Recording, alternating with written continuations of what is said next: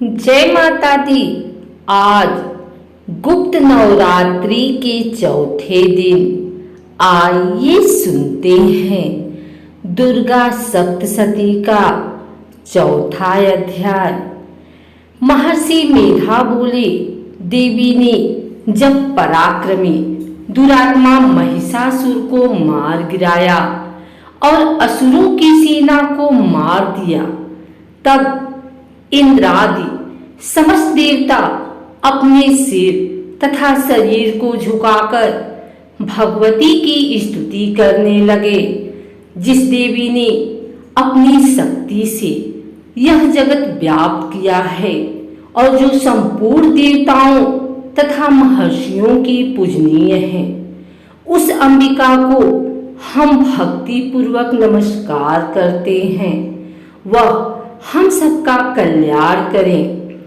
जिस अतुल प्रभाव और बल का वर्णन भगवान विष्णु, शंकर और ब्रह्मा जी भी नहीं कर सके, वही चंडिका देवी इस संपूर्ण जगत का पालन करें और अशुभ भय का नाश करें। पुण्यात्माओं के घरों में तुम स्वयं लक्ष्मी रूप में हो और पापियों के घरों में तुम अलक्ष्मी रूप में हो और सतकुल में उत्पन्न होने वालों के लिए तुम लज्जा रूप होकर उनके घरों में निवास करती हो।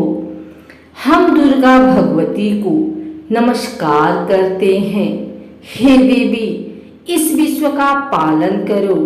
हे देवी, हम तुम्हारे अचिंत्य रूप का किस प्रकार वर्णन करें। असुरों का नाश करने वाले भारी पराक्रम तथा समस्त देवताओं और दैत्यों के विषय में जो तुम्हारी पवित्र चरित्र हैं, उनका हम किस प्रकार वर्णन करें। हे देवी, त्रिगुणात्मिका होने पर भी तुम संपूर्ण जगत की उत्पत्ति का कारण हो। हे देवी, भगवान विष्णु, शंकर आदि किसी भी देवता ने तुम्हारा पार नहीं पाया। तुम सबकी आश्रय हो। यह संपूर्ण जगत तुम्हारा ही अंश रूप है, क्योंकि तुम सबकी आदि भूत प्रकृति हो।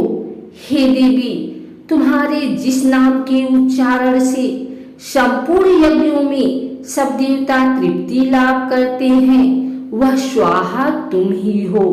इसके अतिरिक्त तुम पितरों की तृप्ति का कारण हो, इसलिए सब आपको स्वधा कहते हैं।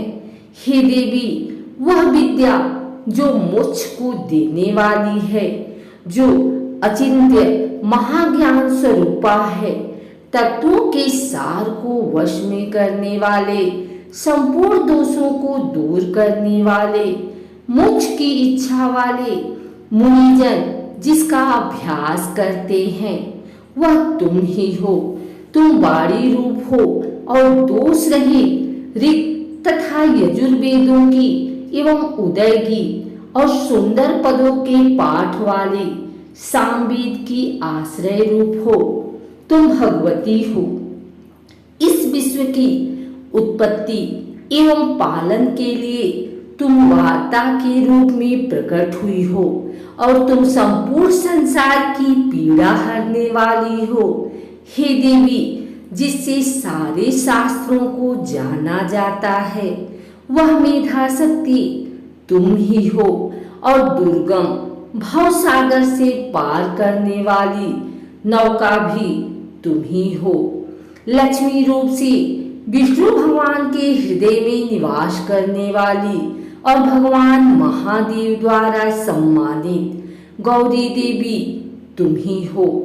मंद मुस्कान वाले निर्मल पूर्णचंद बिंब के समान और उत्तम स्वर्ण की मनोहर कांति से कमनीय तुम्हारे मुख को देखकर भी महिषासुर क्रोध में भर गया। यह बड़े आश्चर्य की बात है। और हे देवी, तुम्हारा यही मुख जब क्रोध से भर गया तो उदय काल के चंद्रमा की भांति लाल हो गया और तनी हुई भौहों के कारण विकराल रूप हो गया। उसे देखकर भी महिषासुर के शीघ्र प्राण नहीं निकल गए। यह बड़े आश्चर्य की बात है। आपके कुपित मुख के दर्शन करके भला कौन जीवित रह सकता है। हे देवी, तुम हमारे कल्याण के लिए प्रसन्न हो।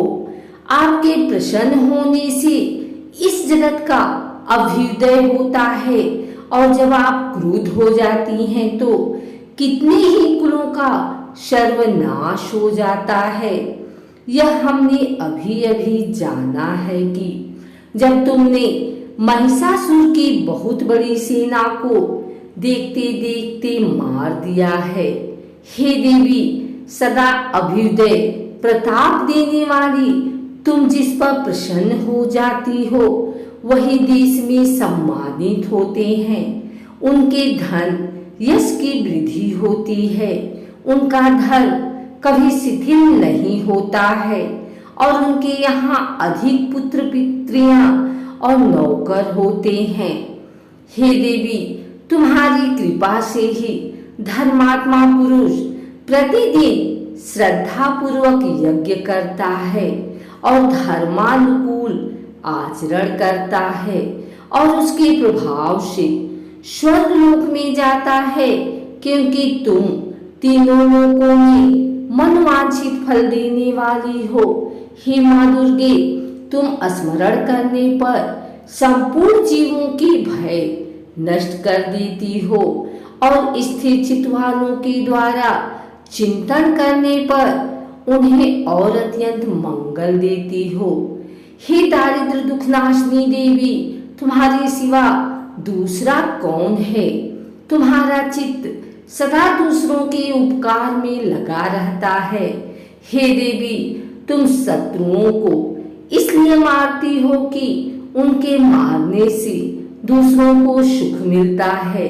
वह चाहे नरक में जाने के लिए चिरकाल तक पाप करते रहे हों, किंतु तुम्हारे साथ युद्ध करके सीधे स्वर्ग को जाएं। इसीलिए तुम उनका वध करती हो। हे देवी, क्या तुम दृष्टिपात मात्र से समस्त असुरों को भस्म नहीं कर सकती?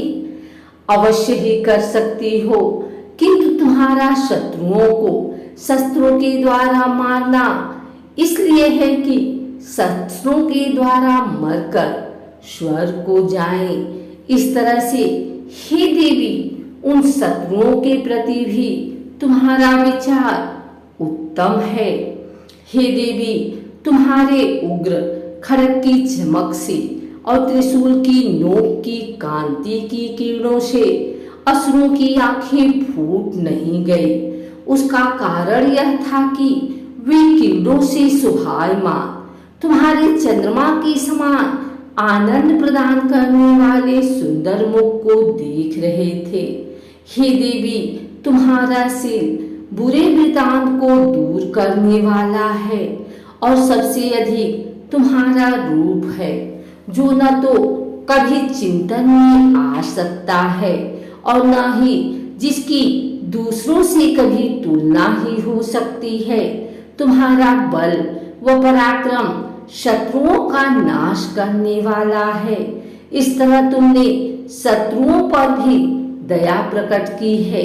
हे देवी, तुम्हारे बल की किसके साथ बराबरी की जा सकती है तथा शत्रुओं को भय देने वाला इतना सुंदर रूप भी और किसका है। हृदय में कृपा और युद्ध में निष्ठुरता, यह दोनों बातें तीनों लोकों में केवल तुम्ही में देखने आई है। हे माता, युद्ध भूमि में शत्रुओं को मारकर तुमने उन्हें स्वर्ग लोक में पहुंचाया है। इस तरह तीनों लोकों की तुमने रक्षा की है तथा उन उन्मत्त असुरों से जो हमें भय था उसको भी तुमने दूर किया है। तुमको हमारा नमस्कार है।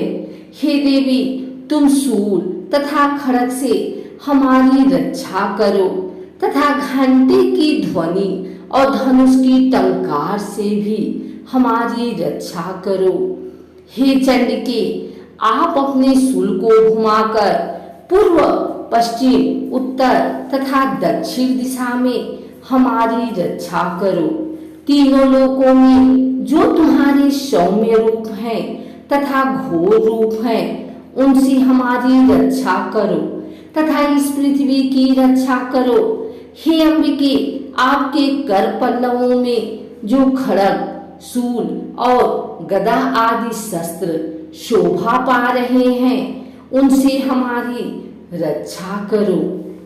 महर्षि बोले कि इस प्रकार जब सब देवताओं ने जगत माता भगवती की स्तुति की और नंदवन के पुष्पों तथा गंध अनुलेपों द्वारा उनका पूजन किया और फिर सबने मिलकर जब सुगंधित व दिव्य धूपों द्वारा उनको सुगंधित निवेदन की, तब देवी ने प्रसन्न होकर कहा, हे देवताओं, तुम सब मुझसे मनवांछित वर मांगो। देवता बोले, हे भगवती, तुमने हमारा सब कुछ कार्य कर दिया, अब हमारे लिए कुछ भी मांगना बाकी नहीं रहा, क्योंकि तुमने हमारे शत्रु महिषासुर को मार डाला है। हे महेश्वरी, तुम इस पर भी यदि हमें कोई वर देना चाहती हो तो बस इतना वर दो कि जब जब हम आपका स्मरण करें तब तब आप हमारी विपत्तियों को हरने के लिए हमें दर्शन दिया करें। हे अंबिके, जो कोई भी तुम्हारी स्तुति करे, तुम उनको वित्त, समृद्धि और वैभव देने के साथ ही उनके धन और स्त्री आदि संपत्ति बढ़ावे और सदा हम पर प्रसन्न रहे। महर्षि बोले, हे राजन, देवताओं ने जब जगत के लिए तथा अपने लिए इस प्रकार प्रश्न किया तो बस तथास्तु कहकर देवी अंतर ध्यान हो गई। हे भू, जिस प्रकार तीनों लोकों का हित चाहने वाली यह भगवती देवताओं के शरीर से उत्पन्न हुई थी, वह सारा वृतांत मैंने तुझसे कह दिया है। और इसके पश्चात दुष्ट असुरों तथा शुंभ निशुंभ का वध करने और सब लोगों की रक्षा करने के लिए जिस प्रकार गौरी देवी के शरीर से उत्पन्न हुई थी, वह सारा वृतांत मैं यथावत वर्णन करता हूँ।